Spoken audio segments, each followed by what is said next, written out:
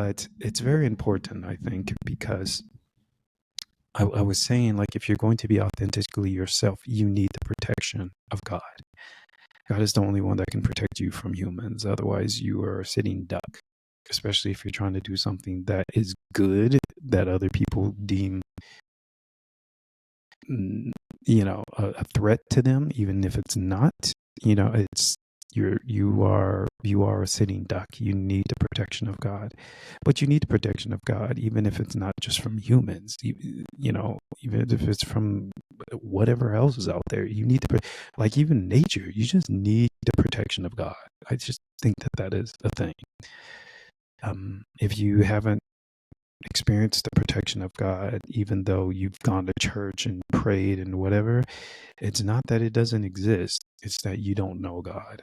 So go figure out what's going on. Go figure out why, even though you've been praying and going to church, God hasn't been protecting you. I guarantee you, you'll find the answer. I guarantee you. I guarantee you. I would. I guarantee you. I know you will because I did. Right. So, let's see. So going back to my notes, I put you can obtain your desires whether or not you know how to obtain them, or whether or not you have the money to obtain them, or just have the means in general, even if it's not money. Your desires are what part of what make you you, right? So you go through life and you see this and you see that or whatever, and that makes you're like, ooh, I want that. Ooh, I want to improve that. Ooh, I want to experience that, or something like that. That's what you do. You see space and you're like, I want to explore that. That's what happens. It's great because that's what makes you you. Or at least that's what part of what makes you you. You're just a mix of everything, right? And so you don't have to know, if it costs a certain amount of money. You don't have to know where it's going to come from in order to desire it. You don't. You don't have to know how you're going to go about getting it. You don't. Just start the desire. Just have that desire and tell God, this is what I want. I have no idea how to get there. I think it costs this much and I don't know how I'm going to make that money and stuff like that, right?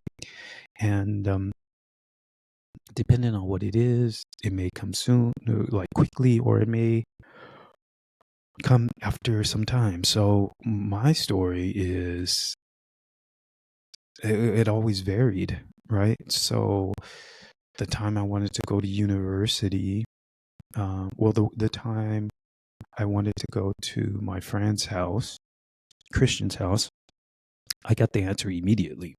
The time I wanted to go to university or get enrolled in university, I was enrolled, but I couldn't pay because I didn't have any money. Like my family never had any money. But I wanted to go to university, but my mom, for her religious beliefs, she would not sign my loans. But the loans weren't even enough, right? So it was, even the loans that I was going to get, the government loans I was going to get, still weren't enough to pay the bill. And so that took, I don't know, I think that took maybe like 5 months or something to that effect before I got that resolved, right? And I just sat there in school. It was probably like maybe a little bit less than 5 months. Probably. Maybe 3 months, perhaps. I'm trying to remember when I actually got to the school. I kind of feel like I got there early though, which I did. So, anyways, maybe 4 months just to be safe for 4 months. But in any case, like that took about 3 to 4 months to resolve itself. I had no money, but I didn't know where it was coming from. I was just there, and I wasn't there on my own faith either, which is significant, something that you should understand. I wasn't there on my own faith. I didn't know what faith was. I had been brought up in the church, and I always heard what faith is, but the way you don't know, I didn't know how to access it. And I had gotten to the point where I had to be honest with myself being honest with myself, I told God, well, listen, I don't know who you are, and I don't love you, and I don't know how to have faith in you. Just let's be honest here. And, I was a little afraid of that, of admitting that, but it was the truth. I didn't. And, anyways, one thing led to another. The lady that told me faith wouldn't get, enrolled me or get me in, or wouldn't pay my bills or something like that.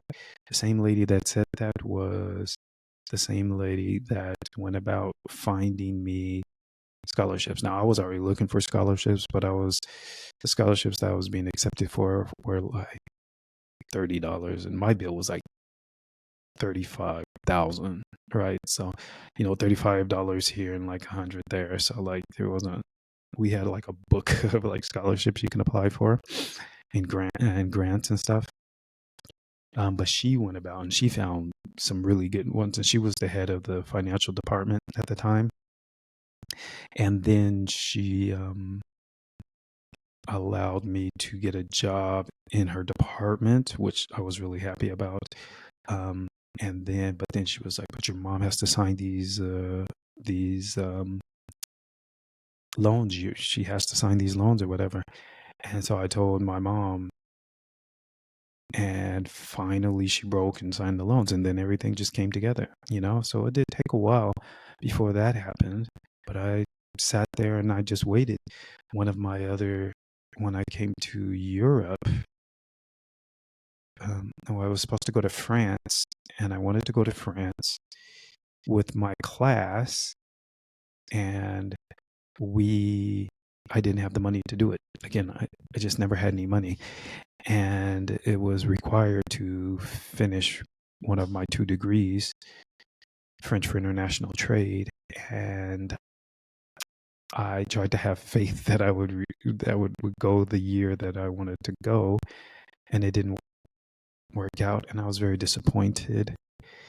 And I reluctantly started classes up again at the school, but then the next year everything just fell into place, so that took a year before I got the answer.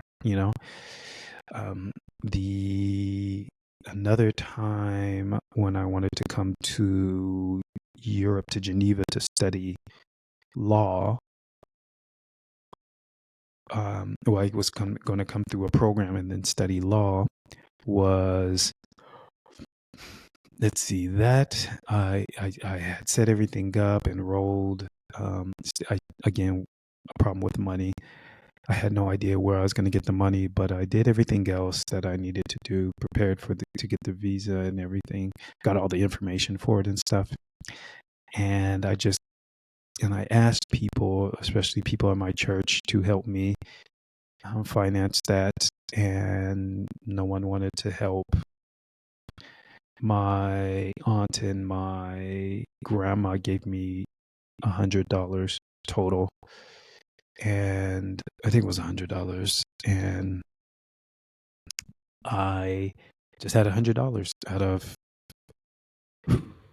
man, I don't remember how much it cost, but I'm, coming to live in the most expensive city in the world, one of the most expensive cities in the world, right? As a student. And I couldn't take loans out for this program because it was a program first. Yeah, it was a whatever. Anyways, I kept asking, no one was giving me any money, and so I was just like, whatever. I just had the $100, and so I was like, whatever. And so I just stopped. I told God, I was very frustrated and defeated, and I told God, fine, and I let it go. And I said, I'll just look for a job here, but I just really wanted to keep studying, and so that's what I did. I just stopped, and 3 days later, I woke up to this thought in the back of my head, which I've had before multiple times, even since, and it just said, go. And I was like, I don't have the money to go. Like, this is the big problem. I don't have the money to go. Like, what am I supposed to be doing? And I was like, okay, God, fine. I have this $100. This is all I got. I'm going to use this $100. I'm going to go buy my visa. This will be proof to you that I am stepping out on faith, that you will handle everything else, because I have tried everything else. Everything that I knew to do that was, within my power to do. So that's what I did. I took the $100, went and got my visa. They gave it to me. There was no muss or fuss. And also I called the school back because I had canceled. I called the school back and I emailed them back and I asked them if they could reinstate me. They were already full, but they reinstated me. No problems, right? So I just was like, okay. And I don't know how many days after that.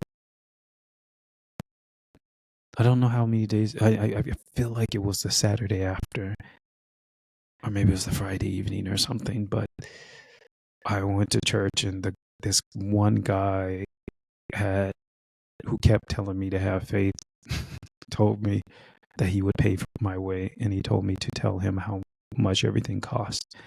And I had to recalculate everything because I had, when I had made the plan, it was a while in advance. So I had to recalculate everything, gave him the calculations. He kept his word. He paid for everything.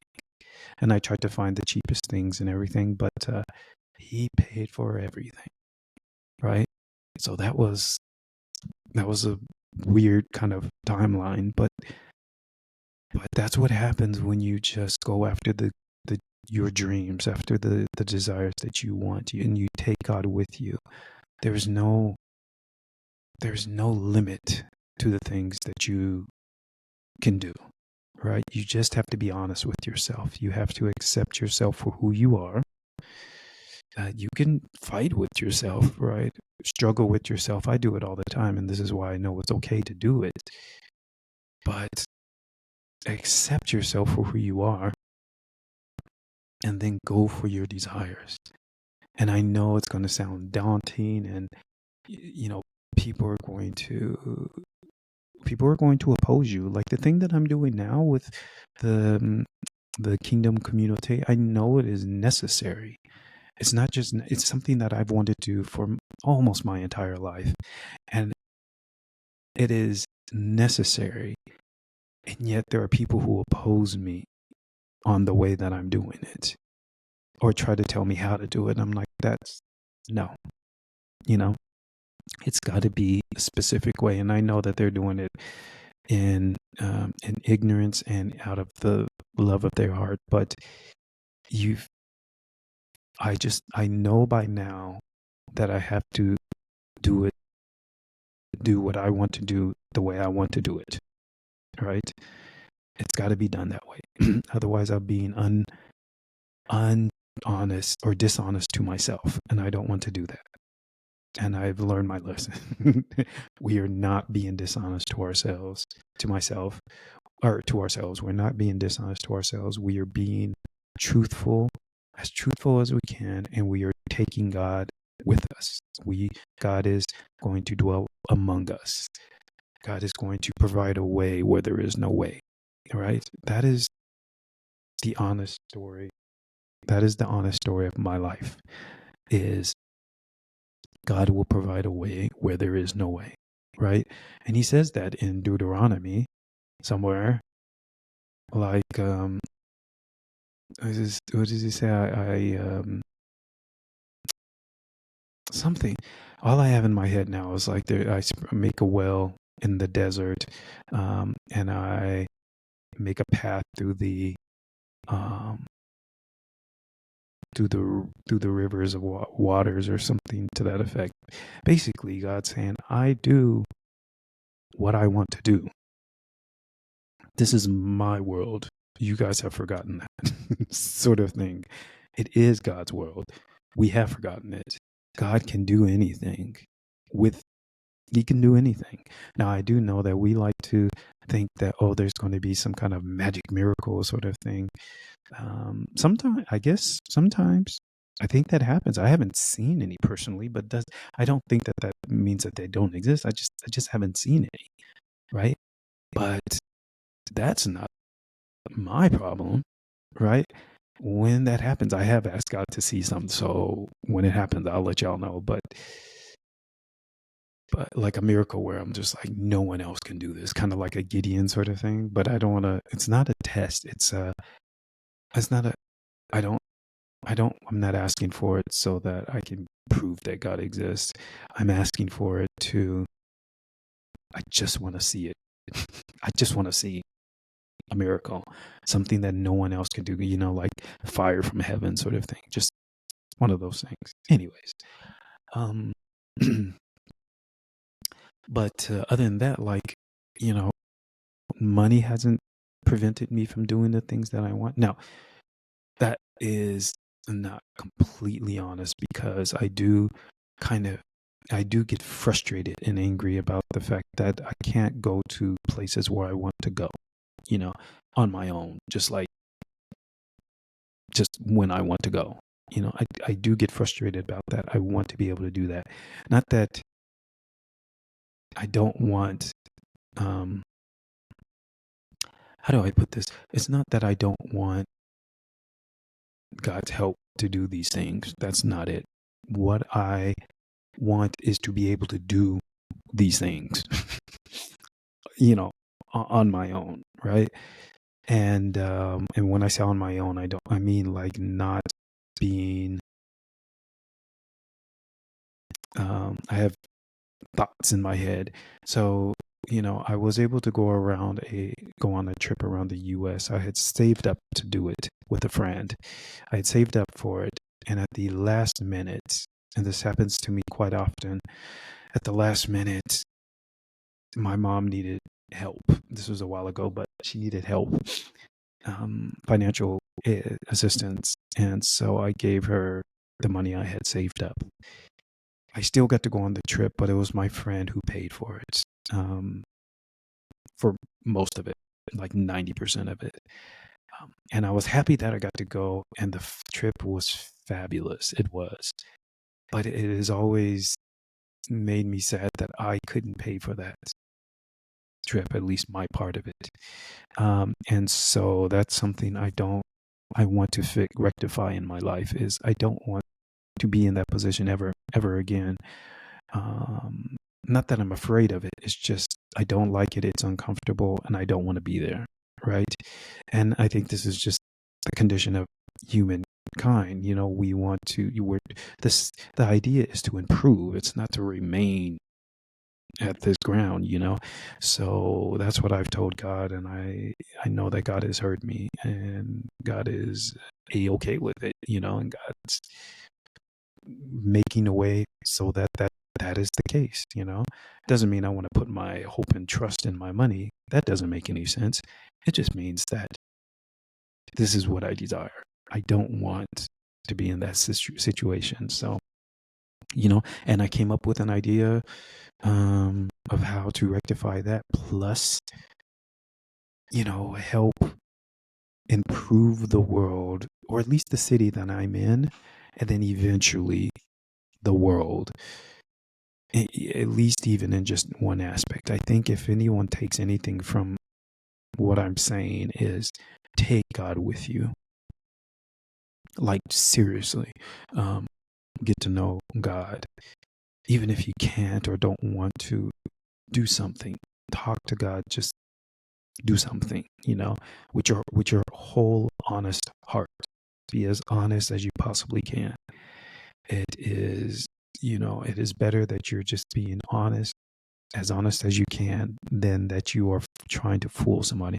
There's this text I think it's in Revelation, where God is talking to the church of Laodicea, and he's saying, I spewed you out of my mouth because you are neither hot nor cold. I would rather that you be hot or cold. And that just kind of alludes to the idea of just be who you are. Just be honest about who you are. Because when you're pretending, you're not being honest, and therefore nothing is good or bad with you. Like nothing is where it's supposed to be. It's just a bad place to be. And for humans, it's horrible because you're living a lie, and humans don't want to live lies, So just, and this program that I'm setting up, this thing that I'm doing with Kingdom Community, it is out of the desire of my heart. And you all haven't seen the extent of the thing that I want to do with it. You have to kind of go along for the ride with me, and you will see the extent of what I'm talking about, and you will see the power of God. I believe, unless I fail somehow, and hopefully that won't that won't happen.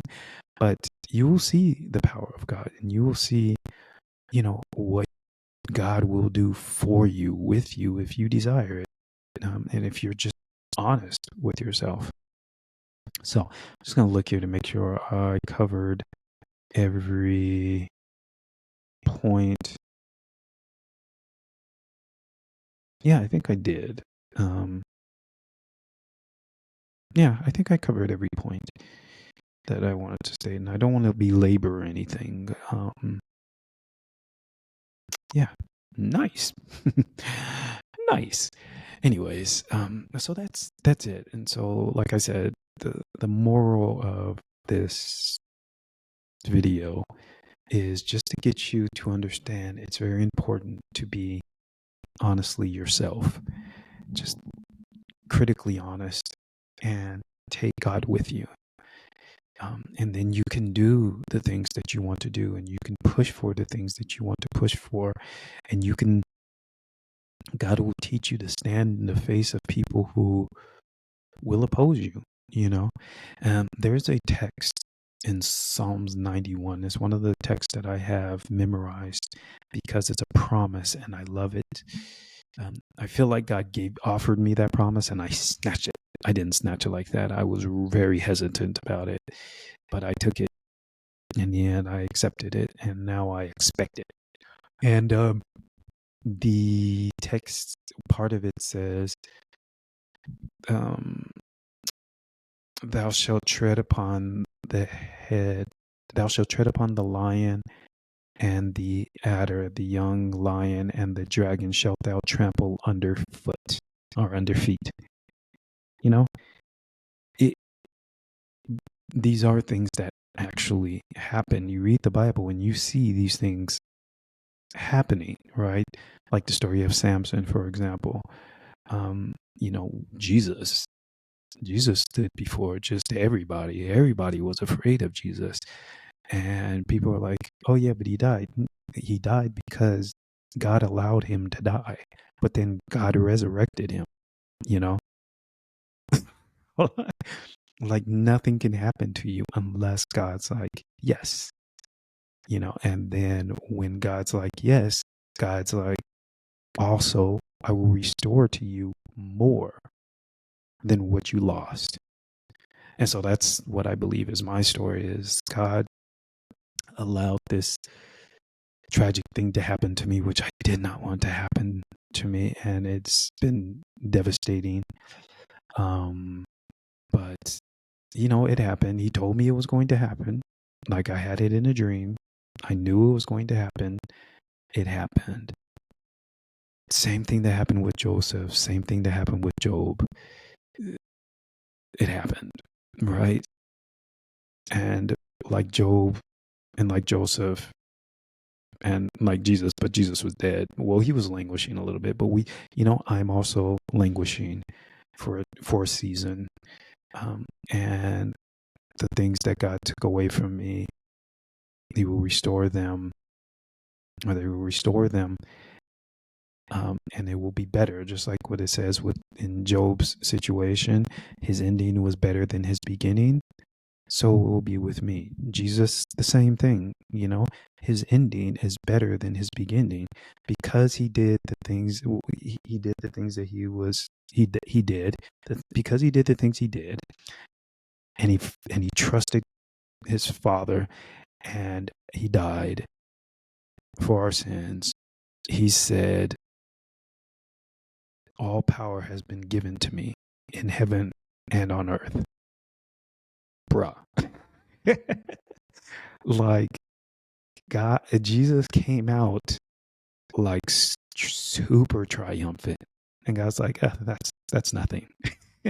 You know what I mean? So, and Joseph, the same thing. You all know the story of Joseph. He was supposed to be killed by his brothers, and but God was like, no, no, no, no. Y'all are supposed to bow down to him. You thought you were going to, but you can't. And so they ended up, and they thought it was their idea. Ooh, let's sell him as a slave. God's like, no, I let you do that. And Joseph went into slavery. And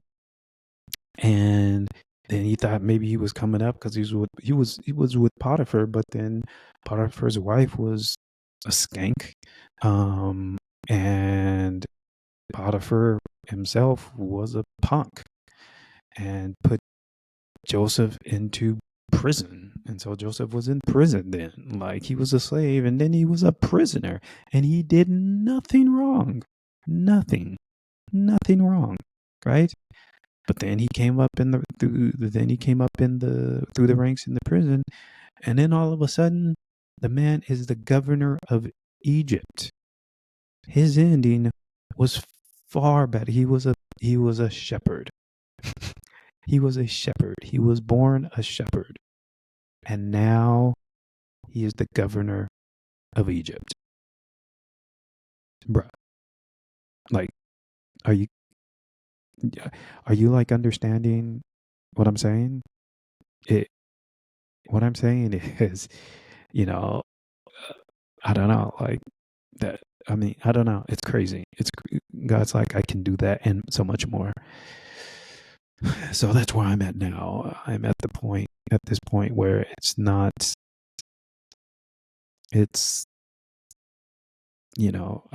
want it to be over. I wish it was over already, but, it will be my end will be better than my beginning. And, I just wish the same for you all. I wish if you sought God's face, you would see this is what happens to people who, this is what happens to people who seek God. There's a moment you die, or you feel like you're dead. But then you're rewarded. Then you are blessed beyond something that you ever thought you could be blessed by, right? And you can say Manasseh, I guess. That's Joseph's son's name, and I think it meant something like, I was like, God has caused me to forget my toil, or something like that. And that's what happens. God will cause you to forget these things, and all you will remember, it'll be hard to remember. It'll be hard to remember the pain and suffering because of all of the wonderful things that God has done for you. So anyways, just be honest with yourself, just be truthful, and just seek God. There you go. Remember, if you want to be an audience member, join the Discord server. Then you can join in on the live conversations. And it'll also contribute to our business projects that you will find on the YouTube channel's bio links. Okay? Thank you for joining us and watching, and we will talk to you later. Ciao.